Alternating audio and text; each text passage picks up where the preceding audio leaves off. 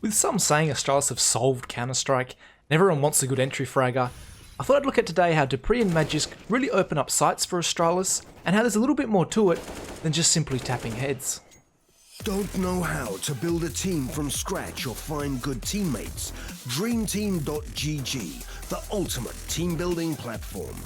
Find and connect with new players, coaches and teams. Manage and monetize your team. Get on fast track to advance from novice to amateur and, if desired, to professional gamer. Join DreamTeam.gg today. Now we all know being an entry fragger doesn't always go your way. The utility usage from your teammate isn't great, or good counter utility from the CTs. You can get up isolated, and this reflects in some of the statistics we see from players such as Apex when they like to entry, is up and down stats, and that's no exception here for the Astralis players.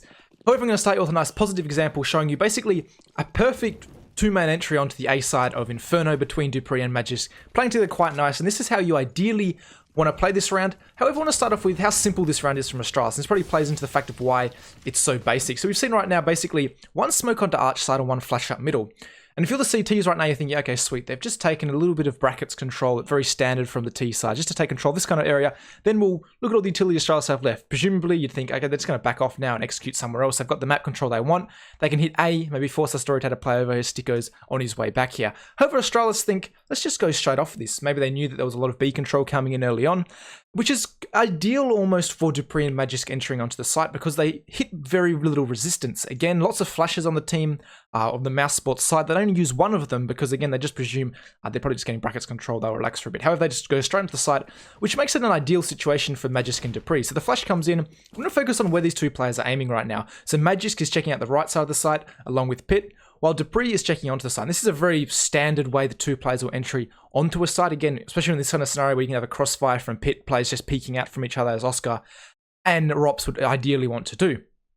However, Magisk does a great job. Again, aim is a factor. You get that shot in, and then he swings straight onto the site to clear it out with Dupreeh. And again, you just presume there's not going to be two inside. I'll talk about this a little bit more, but as an entry frag, you can't clear absolutely everything. Sometimes you have to run past stuff, try and just take the fire for your team almost, and then trust your teammates to trade it. Such in this scenario, say Dupreeh starts getting shot in the back because Magisk has swung.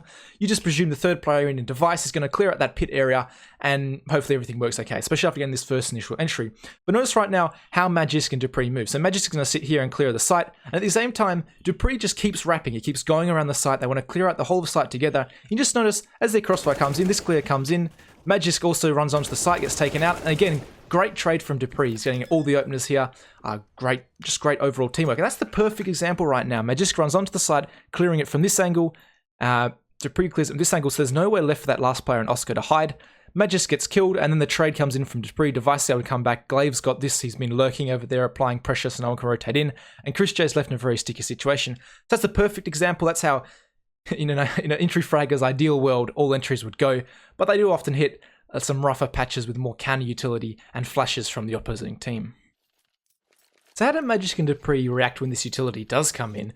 Well, obviously if a flash comes in nice and early where they're still in a position where they can just stop their take and regain their vision, they're going to do that before pushing onto a site. But obviously sometimes you want to just keep pushing, create space for your teammates, because that is a huge objective of an entry frag. And if you don't get the kill, if you can create space for your second player in to get 2 kills, you've done a great job and you potentially win your team the round. But I'll cover that a little bit more later on. I'm going to focus on another round. But this one's more about facing the utility and how they just push through it in certain scenarios. And really, they're a great pairing. If both these players come in, you're really going to be struggling on the CT side. So as you can see, they prepare for this B take, just a very standard one onto the side. This is going to Molotov off certain checkers positions, playing both Magisk and Dupreeh together. And you can see actually a great flash coming in from FaZe, so that's just going to pop right now. And both players are whited. Both players got nothing to do. Rain theoretically should pop out here and get 2 nice easy kills. Not the case, spoiler, he does actually lose the fight because Dupreeh has great crosshair firing. Great crosshair positioning. You see the rest of the players, Glaive, Zipex, and Device are setting up their take, just to execute on the B site. And Magisk and Dupreeh are the two with their guns out, ready to exploit even through this smoke. Obviously a huge thing about entry fragging, crosshair placements, a massive thing, and you can see that actually is one of the reasons Dupreeh wins this fight. But notice what happens right now. The Execute still comes in for Astralis, and both players jump through. Again, there was a Molotov thrown right there. Magisk just jumps straight through it to commit here with Dupreeh. Again, takes 50 points of damage, but he wants to go with Dupreeh, really lock down this site because that's how they planned it. Unless Glaive says we're cancelling this execute, which is very unlikely in this particular scenario. They're both going. They're not scared of Molotovs, which again is a problem often in random pugs and stuff, but obviously this is a much higher level than that. Another side note is the fact that notice the smoke hasn't even bloomed in CT yet. This is a certain strategy that Astralis like to throw sometimes. It's just before the smokes even pop, they jump through their own smoke with the flashes, etc. Because often you can catch a CT trying to throw their counter utility with a flash out, a smoke out, and become quite an easy kill. Second thing to notice right now is the spacing between the two players. Neither of them actually check behind them in this scenario. They both come onto the site. Again, the spacing's great. If Dupreeh gets taken out, he can call straight away. Magisk is in a great position to swing and trade that. Not the case in this particular round, but again, just notice their crosshair placement. Neither of them check behind them. They trust the fact that these Molotovs are down. Obviously, an entry fragger, there's some risks you have to take. Someone could, I guess, technically be tucked in this corner, but again, you're playing your odds, very unlikely. And there's a site is Molotov, because obviously it's a great execute from Astralis. And then, because they committed through this Molotov, the player who mollied it probably thought, we have some time, right? They're not going to push through that. We threw a good nade. Maybe it will separate or delay the push a little bit. You can see exactly what Guardian thinks. Tries to smoke himself out, not expecting Dupreeh in such a pushed up scenario. And again, he ends up going down, but Magisk has the spacing right now. Dupreeh's created that spacing. Magisk doesn't have a single kill, but he's still created he's been a huge part of this round. Because if you think about it, if he hadn't gone with the bomb after this play, he's not on the site. They have to try and cross again, throw some more utility. But again, they commit with the execute. Because if these executes happen, you can't be scared. You got to go with the utility. That's how it's planned. And even if you do take, like Magisk is down to 38 points of health, but he's actually had a huge role in this round, despite getting no kills. Just his timing and pushing with Dupreeh, giving Dupreeh that confidence, and the trade potential was definitely there if someone was sitting on that B site, which obviously wasn't the case in this scenario. So that's how you have to deal with utilities and entry fragger, and that's why we see these fluctuations in the statistics of entry fraggers. Because obviously you see Rain should have got those 2 kills, probably. I mean, luckily Dupreeh's crossbow placement was so good, but otherwise, I mean, there's 2 kills gone, your rating's down, and that's why, as I said, fluctuation in entry fraggers, and that's just going to be the case, no matter how good a team you are. Now, as I alluded to earlier, spacing is a huge thing. Creating space for your teammate is a big role as an entry frag. And this is a very extreme example. Obviously, being a pistol round because you can jump around that Glock and avoid those USP headshots plays a little bit of a factor. But just notice Dupreeh's movement right now. He sees players, he sees exist, he just ignores him. So he takes a few shots at him as he's moving, but besides that, my role right now is to clear out sight, let the rest of my teammates come in, and then once I've cleared all of sight, I'll turn back around and concentrate on those players I spotted earlier. Because think about it this way, if there's someone sitting on the A site, maybe Carrigan's there or something waiting for you, and even if Dupreeh goes down, he's still got the information, exists on the graveyard stairs, Carrigan's in the back corner or behind this particular box, and he can relay this information to Magisk, Glaive, Zipex all coming out after him, and say, guys, you're in this position, I trust you guys to hit your shots afterwards once you know all the information where these players are, you can swing onto them and really lock down this site. Also want to quickly highlight, the rest of the Astralis players definitely know what's going on here. You can see Zipex turns around, he's facing the opposite direction as he comes out from this pot behind Dupreeh. He clears out the balcony and below him, and Magisk, this third player out, is the one staying more passive in this balcony area. He's facing where this information that Dupreeh and Zipex get. You can see he's trying to flick around even though the player's already dead on the balcony area, and still clearing out that player in the graveyard position. You can see he has all the information, he's the one ready to trade any of his teammates who might lose their entry duels. The last round I want to talk about involves a little bit of spacing and also a bit of pacing from Magisk in particular, taking the brunt of the force initially and then slowing down and allowing the rest of his teammates to do the work afterwards. It's going to be basically a big B apartments hit, all the players coming through. Notice as well, B apartments hit early in the round. Probably not a good idea if they've got full util, but you see they've picked a bit of a low buy. But Carrigan still gets 2 1-deeks actually, because, well, that's what FaZe is going to do. First thing I like is just flashing yourself onto this angle so you can Molotov off card. Just get rid of one very dangerous position as you do enter onto this site. And notice Magisk is jumping across, taking a lot of this heat.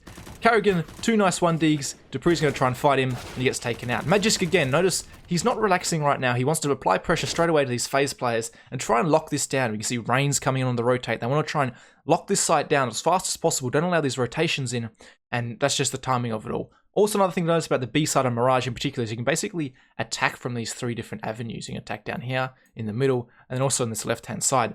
And that's pretty much how they're set up right now. All the 3 players are looking at one each device. Magisk, Glaive's about to swing onto this window position, often a strong one for an AWPer to get down this area. And just a lot of information are gained right now.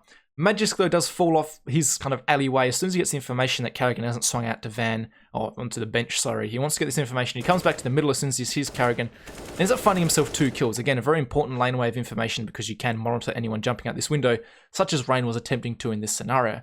Now, this is where the pacing is what I love from Magisk. He just slows it right down and allows the rest of his teammate to take the heat. So Magisk, again, he's the one taking the brunt of this. He's got the 2 kills. He's the one that's been spotted running out. The call's definitely there. There's a guy at Van. Magisk is wreaking havoc right now. So this is why he just stops. He holds this position. He doesn't need to go any further. He can get a lot of information, as we said, the angle towards window. He can jump up here, look towards the market door. And the 2 other players decide to come through. And look at this swing right now from Device and Glaive. It's basically perfectly timed as they run around onto the site. And you see, they're just going to pinch this player in the middle. Again, look at that crossfire right now. They're basically aiming at each other. Great job, basically. The timing, basically, the CTs can defend from basically 3 alleyways. They can play right, close to the apartments, behind these 2 boxes in the middle of site, including bench, and then also at the back of the site. So you see both these players kind of moving together to clear this out. After they get 3 kills again, Glaive's just going to keep pushing and get as much information as possible, which is a big thing. Again, after plant can be an issue. I just missed it. No, I didn't miss it. Magisk is going to, again, just slow it down. He wants to get information. Is anyone flanking? This could be what actually foils our plan. And again, this is why there's no rush to plant the bomb in this scenario. Good info from Magisk, there's a player on the flank, and this prompts Glaive to try and work out what exactly is going on. And you might think, we have a 3v2, why is one player walking off by himself? If you can get information, even if he gets killed from market right now, they can still plant for short, move a player onto short, or the bench position's fine. They can work out their after plant positioning and see exactly what's going on. So you spotted Guardian right now, and that's why the plant comes in from Magisk. Go, okay, 1 apartments and 1 short. I can plant the bomb here quite safely, as long as Device checks that no one's going to swing out here. And you can see that's exactly what's happened, and it's good information. Again, they slowed it right down. There's no rush to plant the bomb, especially like 50 seconds left on the clock. Unfortunately for them, Guardian is Guardian, so things don't actually end up going their way, and I'll let you see this one as it plays out. But I haven't mentioned it in a while. Make sure to follow me on all my other social medias, Twitter and stuff. It's all in the description below. And of course, you got to subscribe. I'll see you guys later.